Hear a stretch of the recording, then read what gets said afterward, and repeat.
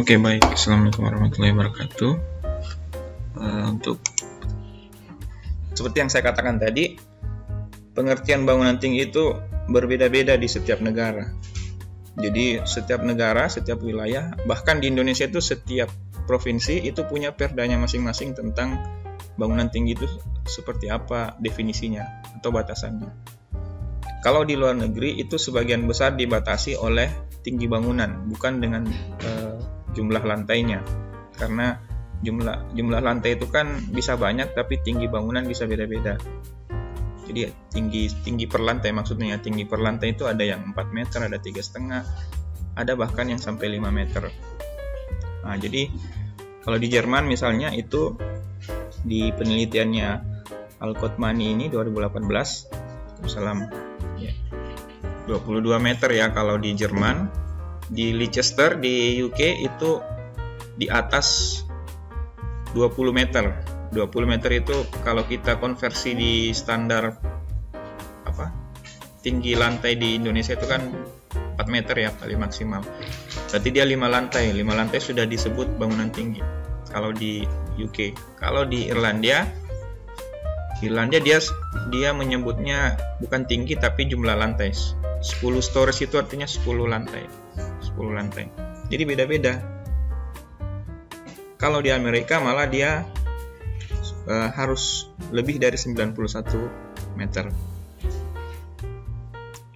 Kenapa? Karena di setiap negara itu lingkungannya beda-beda.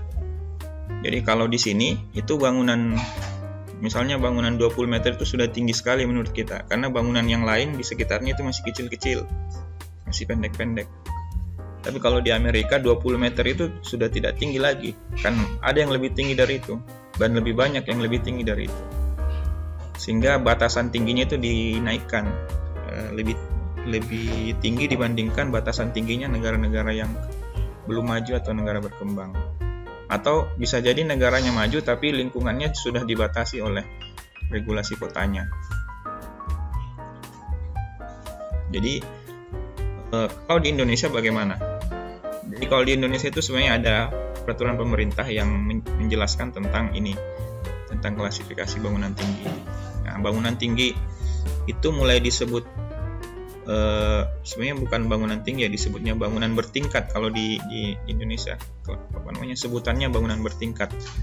Jadi bangunan tinggi itu misalnya kalau kita samakan dengan bangunan bertingkat tinggi, berarti itu klasifikasinya di jumlah lantai lebih dari 8 lantai, yang kita sebut sering high-rise building ini kalau di Indonesia. Karena kita sebenarnya semua bangunan ini bangunan tinggi semua, cuman karena di PP ini dibatasi dengan tingkatnya rendah, sedang, tinggi, pencakar langit atau skyscraper dan super tinggi, maka dia diklasifikasi lagi berdasarkan jumlah lantainya. Nah, yang kita kerjakan di kelas ini itu adalah bangunan tinggi dan bangunan pencakar langit batasannya. Jadi mulai dari 8 sampai 40 lantai yang kalian bisa kerjakan. Itu nanti menentukan jumlah lantainya tidak tergantung mau kalian, tapi itu nanti tergantung program ruang dan perhitungan koefisien dasar bangunan yang nanti akan saya ajarkan pada saat minggu programming. Ada satu organisasi di luar itu namanya Council of Tall Building and Urban Habitat, itu yang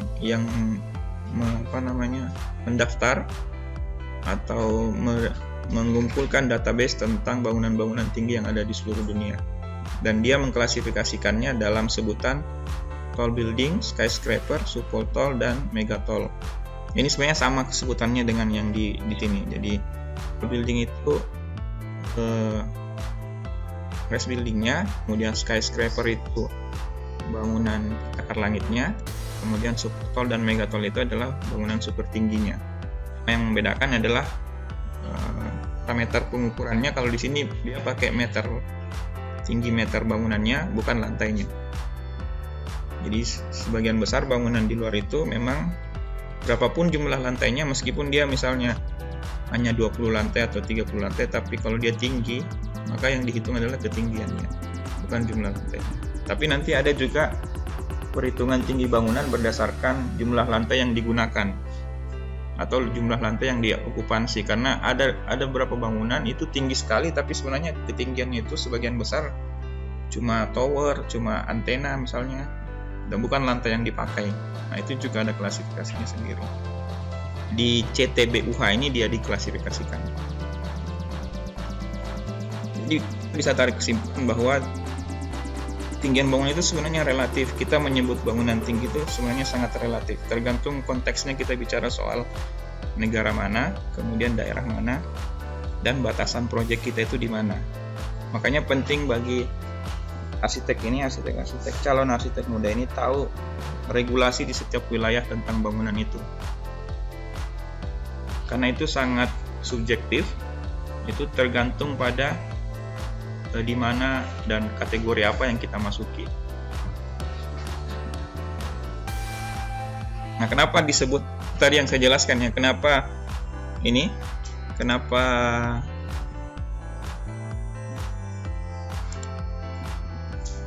tinggi itu sangat relatif, karena dia tergantung dengan ketinggian bangunan lain yang ada di sekitarnya. Jadi kalau misalnya bangunan ini dibangun di antara bangunan yang kecil, ini sudah tergolong tinggi, ya tidak. Tapi sebenarnya ini ketinggiannya sama. Bangunan ini tetap bangunan yang sama, tapi ketika ada lagi bangunan tinggi yang lainnya di sekitarnya, maka dia bukan bangunan tinggi lagi. Nah, sehingga definisi tentang tinggi itu memang sangat relatif. Kalau di bangunan tinggi ya, tergantung dia konteks. Makanya bangunan tinggi itu sangat tergantung sama habitatnya atau urban areanya, area perkotaannya. Kalau dia ada di perkotaan yang sangat padat dan tingkat density-nya tinggi, banyak sekali bangunan-bangunan besar, maka dia ketinggiannya itu tidak terlalu kelihatan.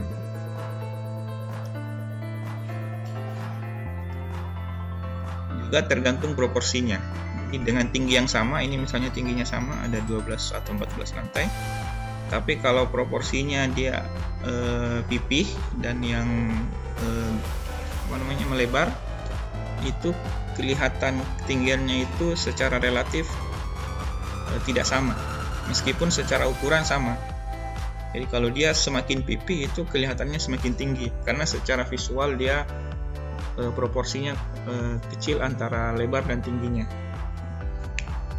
Padahal sebenarnya jumlah lantainya sama di dalamnya itu isinya. Nah, sehingga kalau kita merujuk ke di BUH itu, dia sudah sebenarnya ada 100 data bangunan tinggi yang sudah dia data, dan yang 10 terbesar itu sebagian besar itu isinya adalah yang kita kerjakan di sini, office, rental office dalam hal ini, kemudian hotel, kemudian residensial ini atau apartemen. Dia bisa fungsinya satu, misalnya si mana nih? Ini ya, One World Trade Center ini penggantinya World Trade Center yang ditabrak sama pesawat itu, gedung barunya. Dia fungsinya office saja, semuanya office, karena memang kegiatannya trading di dalam situ. Tapi ada juga gabungan dari beberapa fungsi itu. Jadi misalnya lantai bawahnya itu office, ya. Kemudian lantai tengah-tengahnya itu apartemen, terus lantai atau hotel ya, lantai tengahnya, lantai paling atasnya baru hotel. Untuk sekarang ini kalian juga pasti kenal ya, Burj Khalifa ini bangunan paling tinggi sekarang, itu tingginya hampir 1 km.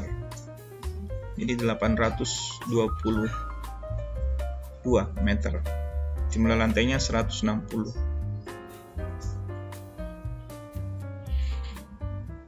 Nah, di sini juga dijelaskan tentang kapan bangunan itu dibuat dan apa materialnya. Sebagian besar itu pakai baja.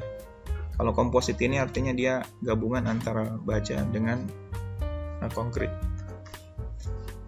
di dalam satu struktur yang sama.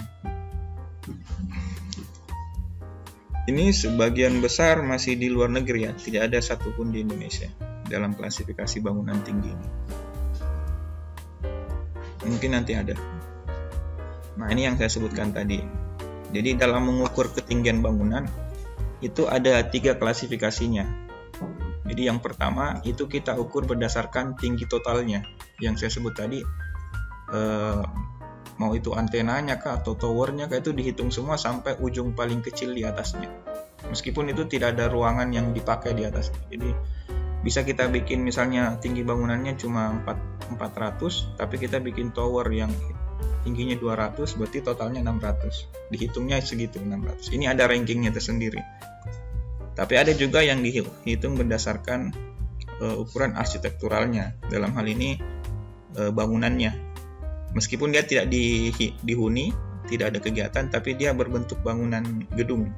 Misalnya ruang lift ya, itu ruang lift masih dihitung bagian arsitektural, tapi dia tidak dihuni. Nah, itu dihitung sebagai ketinggian arsitektural. Ada juga yang dihitung berdasarkan occupied-nya atau ruang yang digunakannya, yang dihuninya. Nah, itu biasanya di bawah sedikit dari arsitekturalnya nih, karena di sini biasanya ada ruang-ruang mekanikal elektrikal di paling atas bangunan itu. Nah, ini masing-masing sebenarnya ada peringkat seperti ininya. Tapi kalau yang diukur di sini itu adalah peringkat arsitekturalnya. Oh, ini ada daftarnya. Ini kalau berdasarkan tinggi puncaknya itu tentu masih Burj Khalifa, dan kalian bisa lihat perbedaan datanya ya. Kalau ini berdasarkan tinggian topnya, ini arsitekturalnya. Ini berdasarkan lantai yang dihuni. Coba lihat, perhatikan si Menara Mekah ini yang Royal Clock-nya. Kalau kita hitung berdasarkan ketinggiannya, itu dia peringkat 3. Kalau arsitekturalnya juga peringkat 3. Tapi kalau kita ukur bagian yang dihuninya, itu dia peringkat 7. Karena sebagian besar dari ujungnya ini adalah bagian yang tidak dihuni. Jadi yang dihuni itu mungkin cuma sampai ujung menara atau mekaranya. Tapi bangunan ini, 2 bangunan ini itu baik dari ketinggian topnya maupun ketinggian arsitekturalnya dan ketinggian yang dihuninya itu semuanya sama ya. Berarti dia bahkan di paling ujung bangunan ini masih ada ruangan yang bisa digunakan, dipakai, meskipun itu misalnya kayak ruang pandang atau ruang untuk melihat ke segala arah, misalnya kalau di Burj Khalifa ini.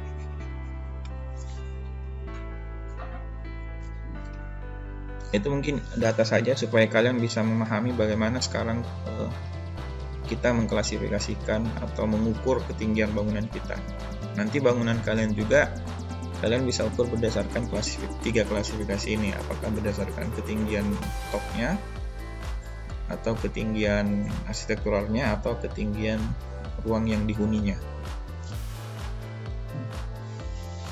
Nah, ini juga tipologinya bangunan tinggi juga itu ada 2, yang seperti yang saya jelaskan tadi, ada yang single function, ada yang mixed use.